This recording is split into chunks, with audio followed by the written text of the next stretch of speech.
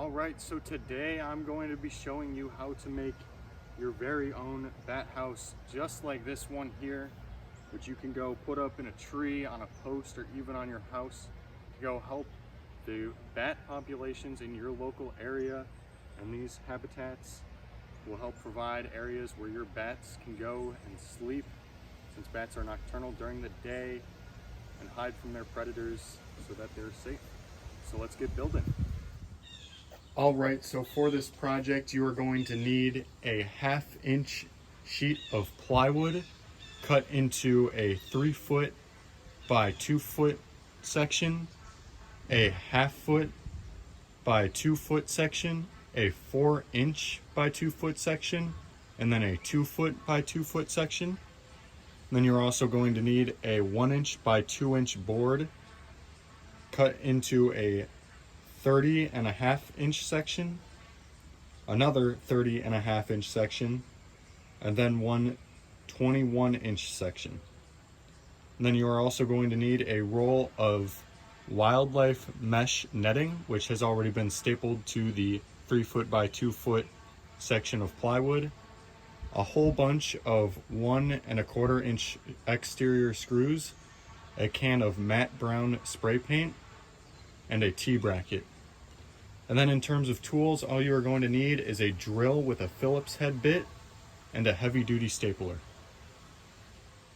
Alright, and to get started, you are going to want to take your wildlife netting and cut it into a 20.5-inch by 43.5-inch sheet, and then staple that onto your plywood, making sure to leave a nice gap at the top and on the 2 sides for your 1x2 boards to go, and then also making sure that it's all the way at the very bottom of your sheet of plywood. And then after you've stapled the board down, you're going to want to lay out your 1x2-inch boards on the sides, making sure they're all the way flush with the sides of the plywood.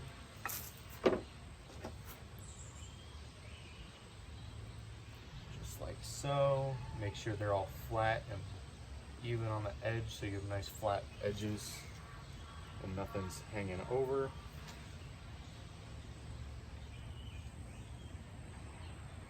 Just like that.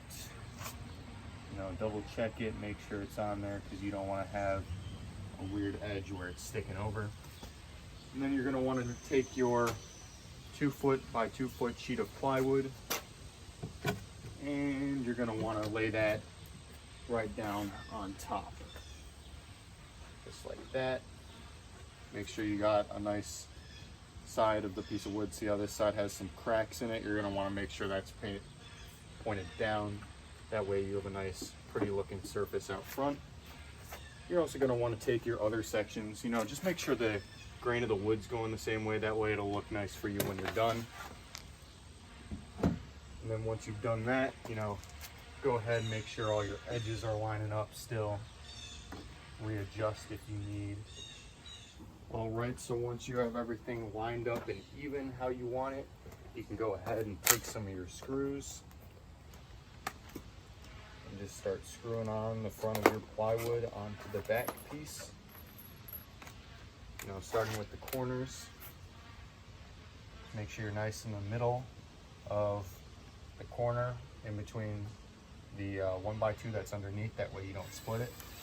And just go slowly, nice and in, just like that. Go ahead and do the other top corner.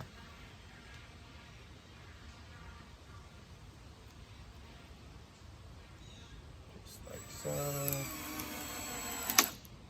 And there we go. In the middle up here.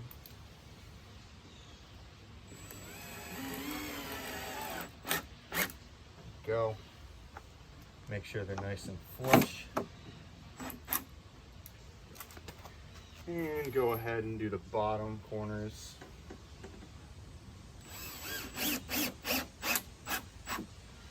And pretty much anywhere else that you think you'll need extra support on your piece of plywood.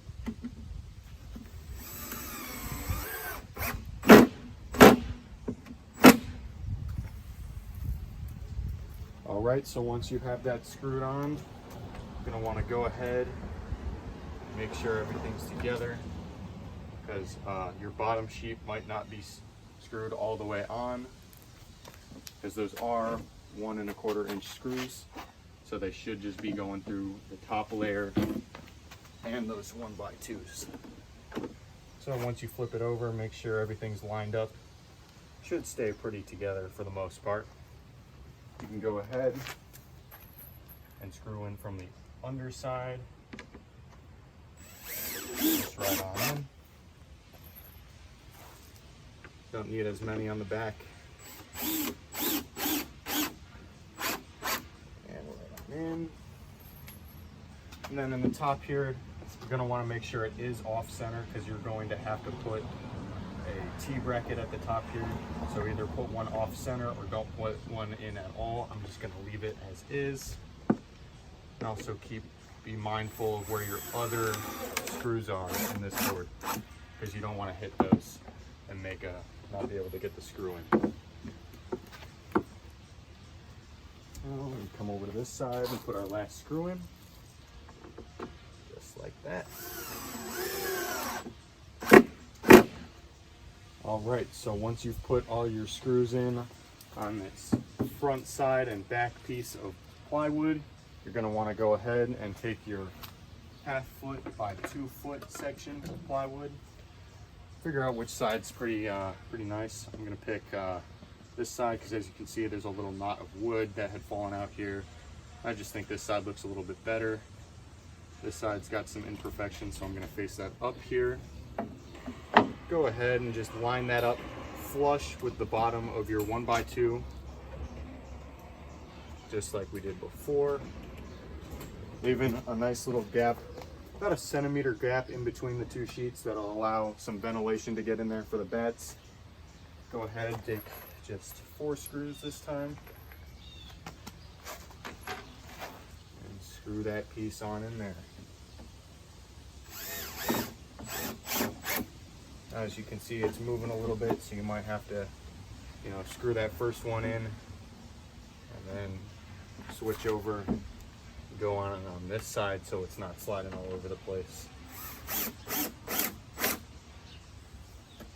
Again, just make sure your screws are all flush. You'll get a cleaner look in the end. Screw that one on there. And you might crack the 1x2s just a little bit, but it shouldn't be a problem. Just the closer up you go, or the closer to the end of those 1x2s you go, the more likely you will be to split them. And I'm just going to add a couple extra screws over here, just to add a little bit more support to the back house.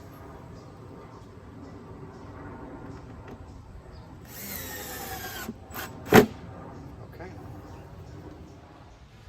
All right, so now that you've attached your front top and front bottom sheets of plywood, the next step is to attach the top piece of plywood. And I found the easiest way to do this is to just set the bat house up like that. Take your drill, kind of take that piece of plywood, find which side you like the most. Going with this side, kind of set it up just like that, so you have a nice good surface. Center it. Now you're going to want to make sure to go in about the 2 quarter sections, quarters or thirds, whatever you feel. Just you don't really need to do it in the center, really just 2 screws. And you're going to want to make sure you're going into the 1x2 in the top and not the piece of plywood, otherwise it will crack. So just screw that on in there.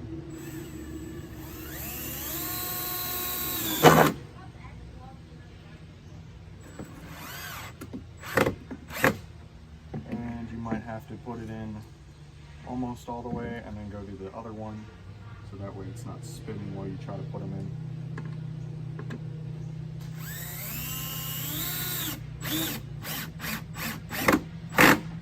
And once again, just get them all the way flush and tight.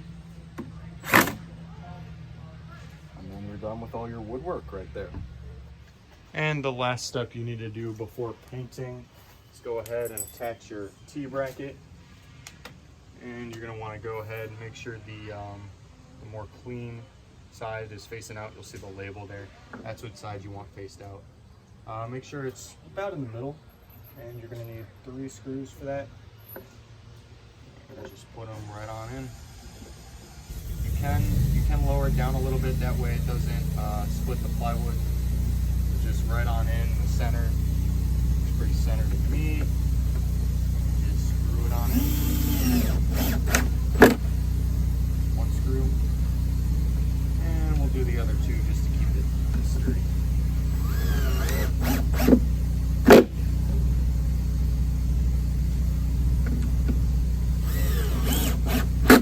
And there you go. Now you can go ahead and put your brown spray paint on. All right, and your last step of making your bat house is going to be to paint it. So you're going to want to make sure you get some scrap paper, just cover up the insides right here where the mesh is exposed on the outside, and just get some scrap paper that you got. It doesn't need to be anything fancy, just make sure it's covered up. Get some blue tape if you got it. Put some of that on there to keep it all together so it doesn't move around. Maybe even wrap it around the sides a little bit so it doesn't blow off. It's a little bit windy. Get the other side real quick. Just right there. That'll help allow the bats to grip on to that surface right there with the mesh. Since it won't be painted, it won't be as slippery. And lastly, make sure to shake up your spray paint and brush off some of the dust that might be remaining on your bat house. And then just go ahead and paint it in some light coats, just light sweeping motion of coats. And the paint on the bat house is going to help it to stay like this longer. It's going to look nicer. It's not going to fall apart as fast. And it also helps to keep the bat house a little bit warmer depending on where you live. Yeah, so just go ahead, light coats until you're done. Make sure to get all sides, front, sides, back, top, and then you're pretty much done building. And once your paint has dried and you have something that looks like this, you have successfully completed your bat house. Now you can go ahead and make more of these, and once you're done making all of them, you can go ahead and put them up in a tree on your house. You can also put them on posts, and they'll be able to provide habitats and spaces for bats where they can go and sleep and hide from their predators.